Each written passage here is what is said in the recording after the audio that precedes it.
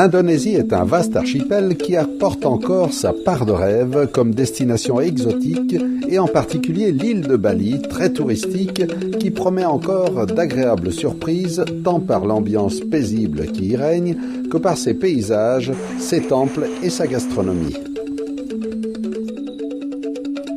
La religion hindouiste pratiquée par la majorité des Balinais fait de cette île une particularité dans cet archipel indonésien reconnu comme le plus grand pays musulman au monde.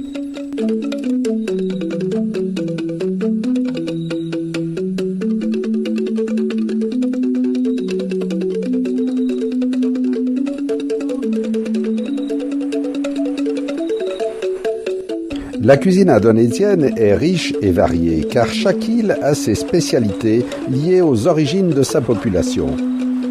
On trouve ainsi des influences culinaires de l'Inde, de la Chine et même du Moyen-Orient.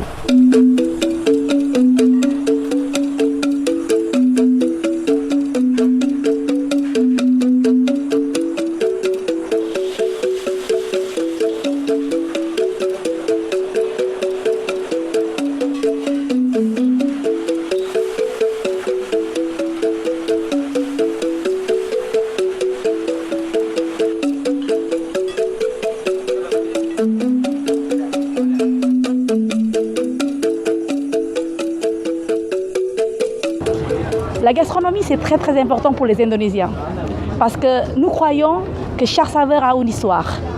L'Indonésie, c'est l'archipel le plus grand dans le monde avec 17 000 îles, 250 millions de la population, plus que 300 ethniques et 700 langues, 6 religions.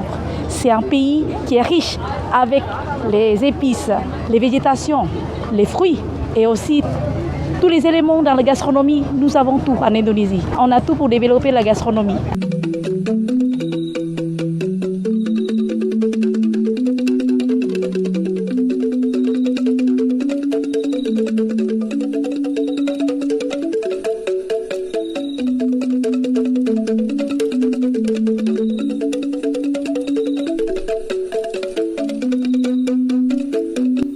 À proximité d'Ubud, les rizières verdoyantes s'étagent en terrasses à flanc de colline. Sur l'île de Bali, ce sont les femmes qui, traditionnellement, sont en charge des 3 récoltes annuelles.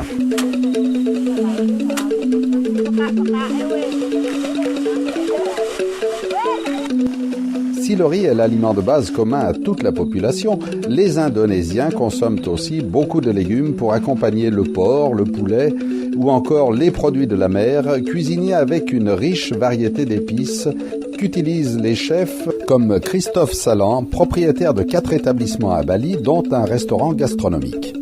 La richesse de la cuisine ici, c'est les épices. Ce qui fait la différence entre l'Indonésie et le reste du monde, c'est le fait que nous avons des milliers d'épices qui viennent d'ici, qui sont originaires d'Indonésie. Avec les 13 000 îles que nous avons, vous pouvez croire que le gingembre à l'est de l'Indonésie n'a pas le même goût que le gingembre à l'ouest de l'Indonésie. La cannelle, la citronnelle, ils ont tous des goûts différents. Donc il y a une richesse de saveurs incroyable en Indonésie. Et c'est pour moi d'utiliser ces produits et de peut-être décroître un peu le chili ou le piment qui fait que c'est très difficile de manger la cuisine locale et d'amener tous ces parfums, toutes ces saveurs à un niveau international, j'espère.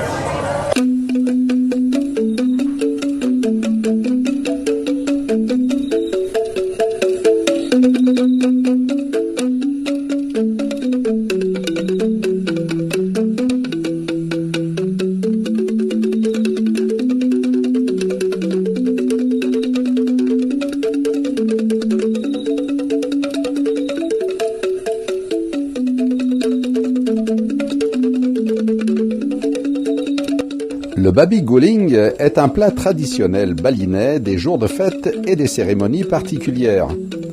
Un cochon de lait est farci d'épices et cuit lentement à la broche sur un feu de bois. Il faut près de 4 heures pour une cuisson parfaite et pour savourer la peau croustillante et la viande parfumée, accompagnée de riz bien entendu. En 2018, pour la 4e année, Ubud Food Festival, créé par Janet Denid, célébrera la gastronomie et de nombreux chefs feront le déplacement à Bali pour rivaliser de créativité autour des produits locaux et des plats traditionnels revisités.